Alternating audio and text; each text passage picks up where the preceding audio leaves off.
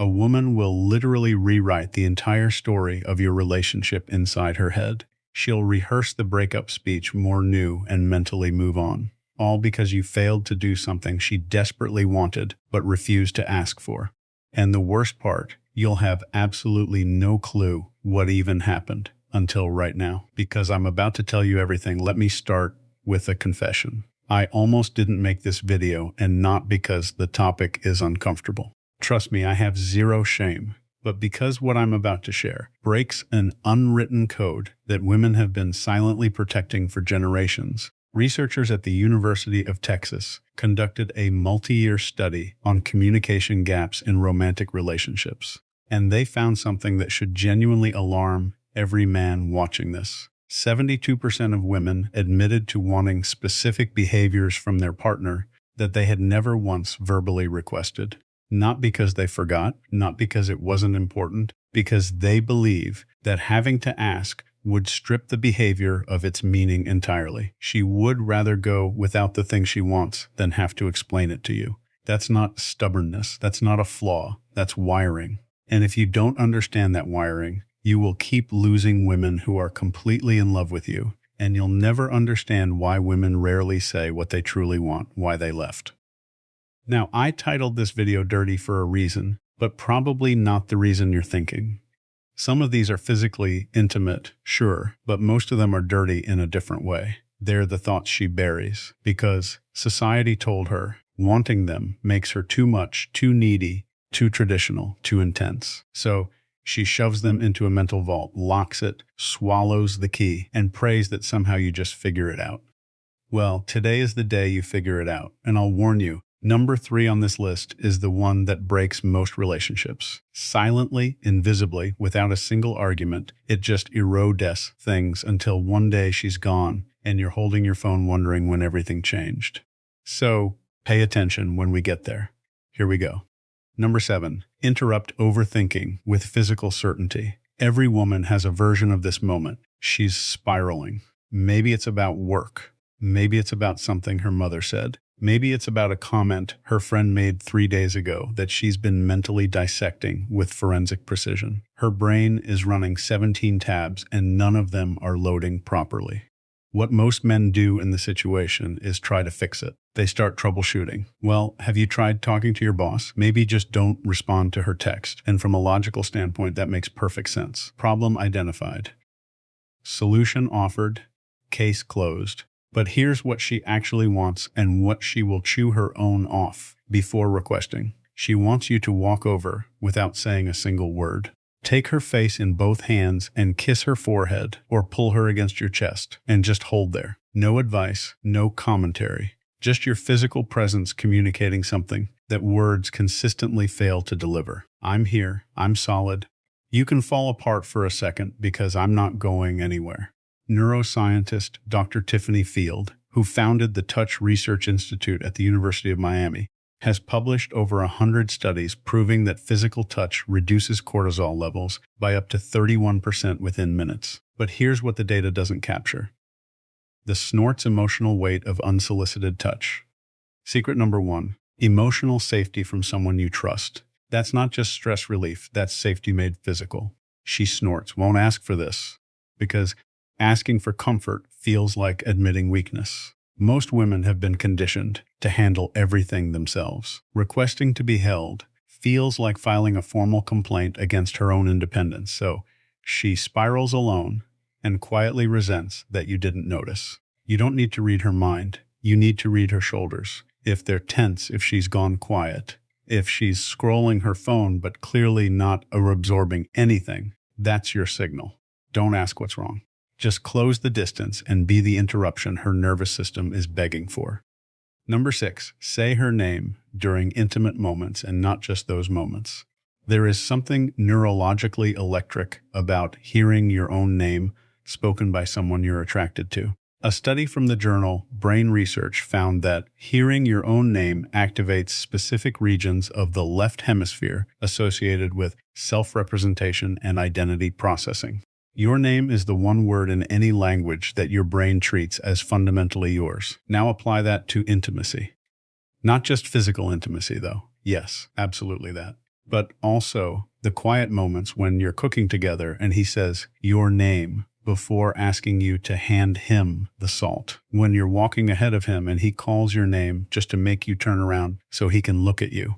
When he's telling a story to his friends and says, so then Sarah turns to me. And the fact that she exists in his narrative by name, not as my girlfriend or she, but as her. Most men default to pet names. Babe, baby, hun. Those are warm and familiar, but also generic. Every woman he's ever dated was probably babe at some point. Her name, though, that's exclusively hers. And when you use it in a moment of intensity, a whispered confession, a heated argument where you stop and say her actual name, a moment of closeness where her name is the only word you can manage, that creates a response that pet names simply cannot replicate. She'll never ask you to use her name more often because that would make it feel manufactured.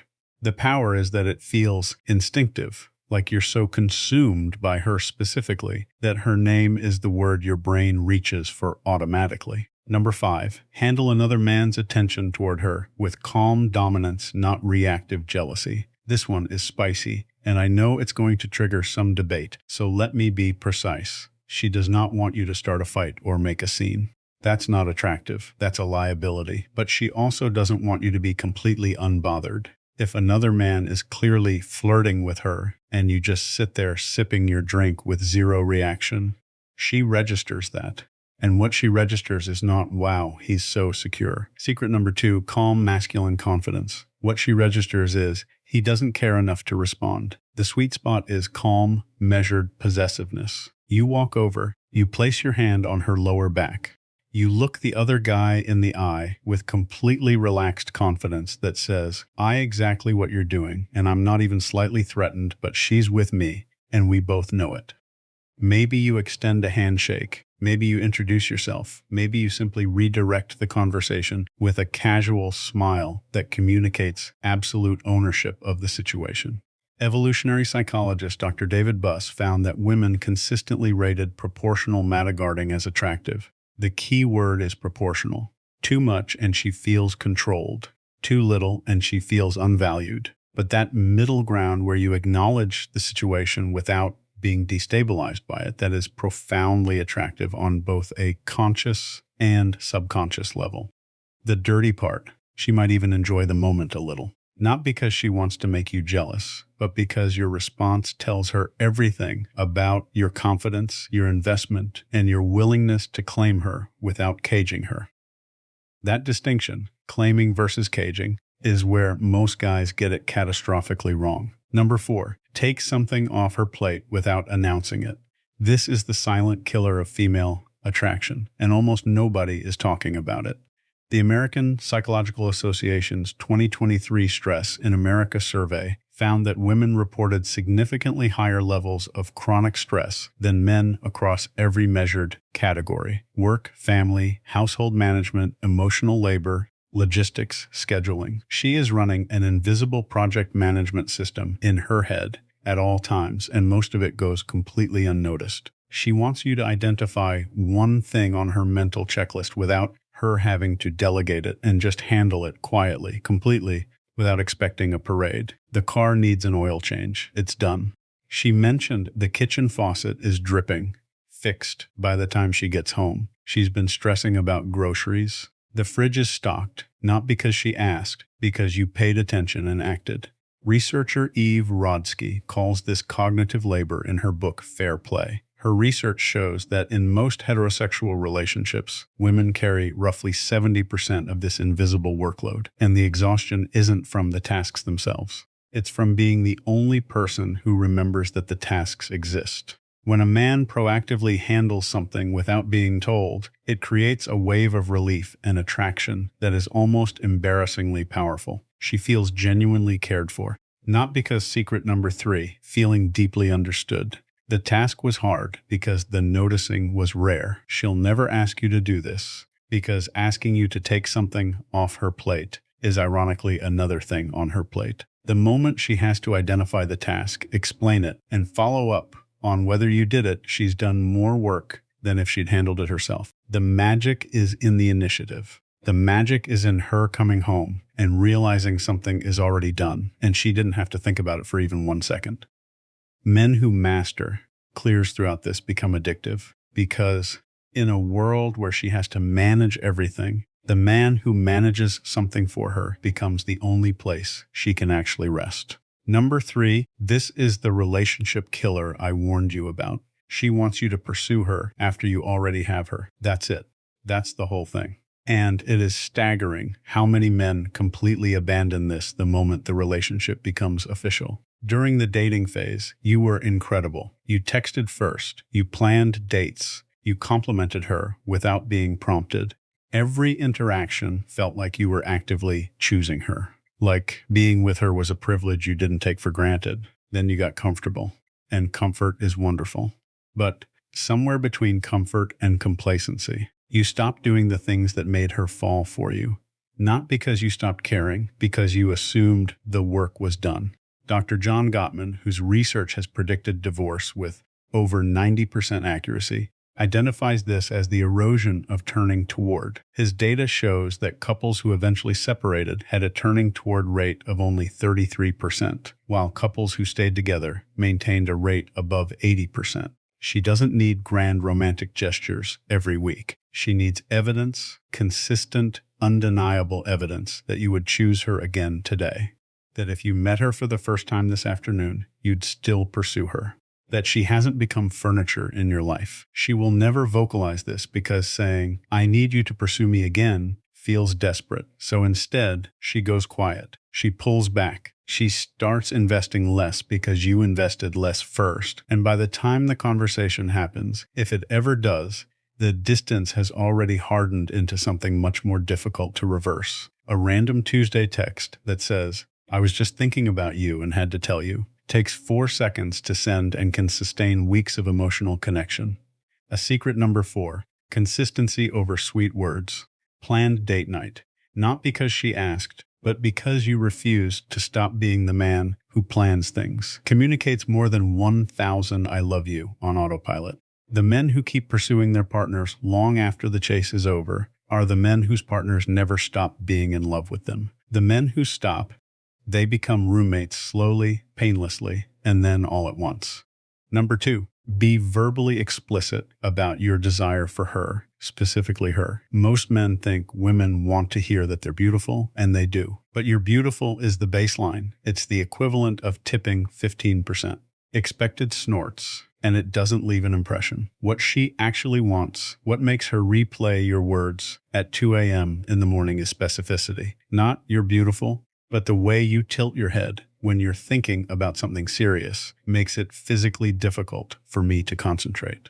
Not, "I'm attracted to you, but I watched you walk across the room at that party and I forgot I was mid-con conversation with someone."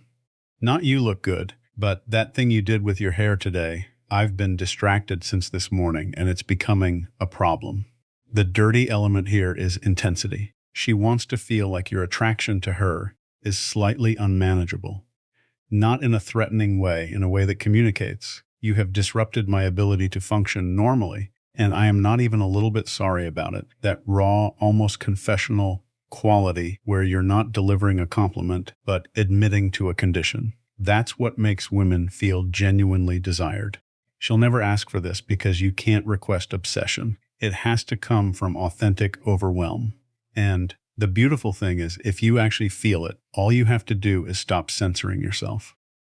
The thoughts are already there. You're just not saying them out loud. Start saying them out loud. Number 1, physically move her. I saved this for last because it's the one that makes women lose their composure fastest, and it's the one men are most hesitant to do. She wants you to physically guide her, move her, reposition her with confidence and without asking. First hand on her waist, steering her to the other side of the sidewalk so she's not walking next to traffic. Fingers lace through hers, pulling her in a different direction because you spotted something you want to show her. Palm against her lower back, guiding her through a doorway, hand on her thigh under the table, not groping, not performing, just present, standing behind her, both hands on her hips, gently turning her towards something. A study published in Evolutionary Behavioral Sciences found that women rated physical assertiveness, secret number 5, purpose and ambition, defined as confident, non-aggressive physical guidance, as one of the top 5 indicators of a desirable partner. This behavior activated associations with protection, decisiveness, and physical confidence simultaneously. The psychology behind this is primal. Physical movement communicates that you are present in your body, comfortable in your strength, and confident enough to occupy space and to include her in that space. The reason this is number 1 is because it operates entirely outside of language. You can't fake this with words. You can't text it. It only exists in real time, in the electricity of physical proximity and the confidence to close that distance without hesitation. She will never say, "I wish you would just grab me and move me where you want me." But every time your hand finds her waist and redirects her, every time you pull her closer without explanation, you become the man she compares every fictional character and every passing fantasy to. And none of them win because they're not real. And you're standing right there with your hand on her back, proving that reality is better. So now you have them 7 things women have been silently wishing for and stubbornly refusing to verbalize since the beginning of recorded romantic history. The fact that you watched this entire video tells me you're not the kind of man who assumes he already knows everything. You're the kind who actually wants to understand. That quality alone puts you ahead of 90% of the men she's ever encountered. But knowledge without action is just trivia. I didn't make this video so you could store these as interesting facts. I made it so you could use them tonight, tomorrow, in the next quiet moment where you choose between playing it safe and doing something that actually makes her feel something. Choose the second option every time. Now, here's something that ties everything together in a way that might genuinely change your next interaction with her. While you've been sitting here learning what she secretly wants, there's an entirely separate reality playing out on her end that you're probably blind to. She's been watching YouTube, she's been evaluating, calculating, and in many cases, she's already made her decision about you. The verdict is in, and she's not sharing it. The video appearing on your screen right now is called 4 Clear Signs She's Already Chosen You, but isn't telling you. And if you don't watch it next, everything you just learned becomes only half the equation. Knowing what she wants is powerful, but recognizing when she's already decided you're the one, that's the difference between a man who's trying and who's already won without realizing it. It's right there. Go watch it now. Subscribe to Lauren Couple Circle for more insights on female psychology, attraction, and real relationship dynamics. Thanks for watching, and we'll see you in the next.